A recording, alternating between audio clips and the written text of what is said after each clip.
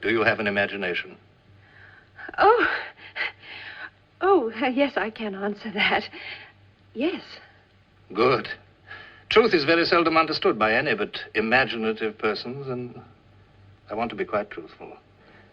I'm a bachelor, but not, I might add, a lonely one. I spend a great deal of time abroad, and as for my London life, well, it amuses me, but it's not the sort of amusement that one could suitably share with children. In brief, Miss Giddens, I'm a very selfish fellow. I'm the last man alive to be saddled so suddenly and so awkwardly with 2 orphaned infants. It's most unfortunate, for I have no room for them, neither mentally nor emotionally. Does that seem quite heartless? Honest, but not heartless.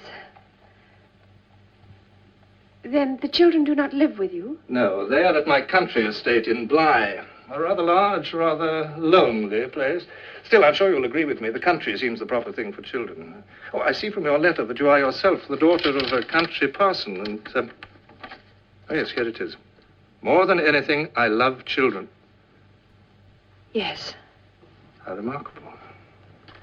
For several years now, little Miles and Flora, charming names, don't you think, have had only me. Well, poor brats.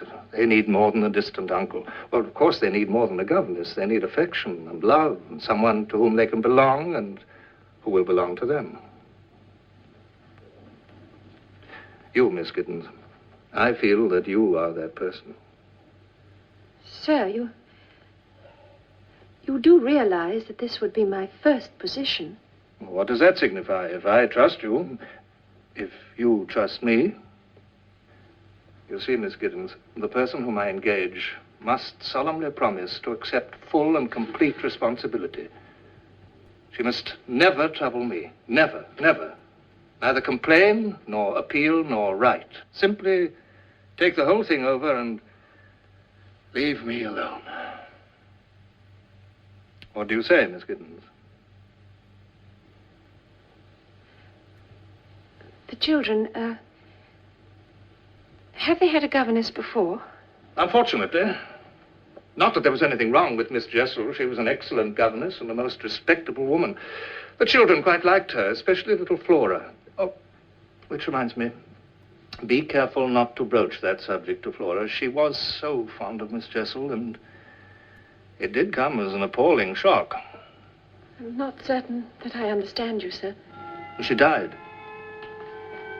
Well, just when I thought I'd got the whole situation settled and everything running smoothly, a confounded woman died. It was all very odd. I was in Calcutta when it happened, and I've only now been able to seek a replacement. Meantime, my nephew had to be sent off to school, and the little girl, Flora, is being chaperoned by my housekeeper, Mrs. Gross. Help me, Miss Giddens, for truly I am helpless. Give me your hand. Give me your promise. Well, sir, if you are really sure. Quite sure, and very grateful. Only remember, you're in supreme authority. Whatever happens, you must handle it alone. So I'll try. I promise you that, and I'll do everything I can to keep the children happy.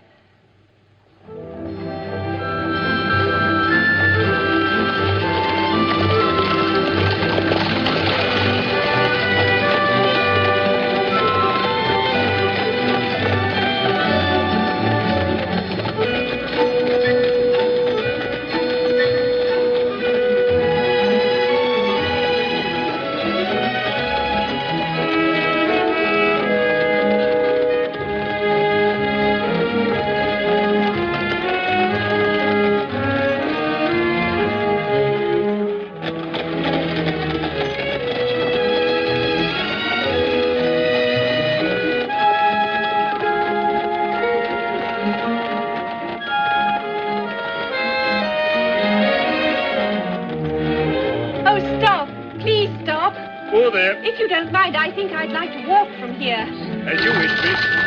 Walk.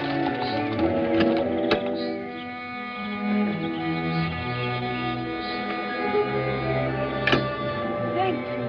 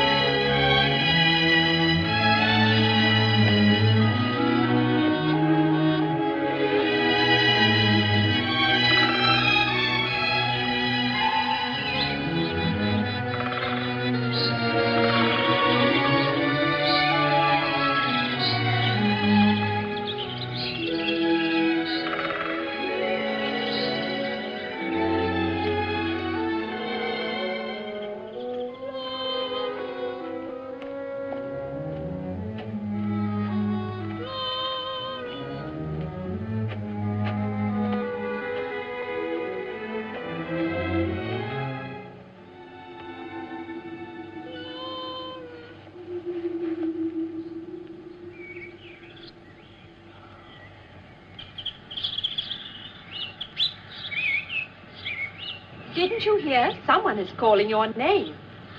No, I don't think so. I didn't hear anyone. Isn't your name Flora? I'm Miss Giddens. Yes, I know. You're my new governess. I've been watching the road, waiting for you. Are you afraid of reptiles? Oh, that rather depends. Why? Because I've got one in my pocket and he's very eager to meet you. Well, in that case, by all means. His name is Rupert. Oh, a tortoise. We love each other. Yes, I can see that you're very close. Very. There, now you've met Miss Giddens. But Rupert isn't the only one.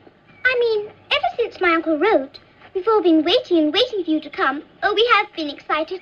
So have I. I've been very excited indeed. Not as excited as we have, and not as excited as Mrs. Gross. She's cleaned and had all the windows washed. Just imagine 134 windows, all lost for you. Yes, and I helped.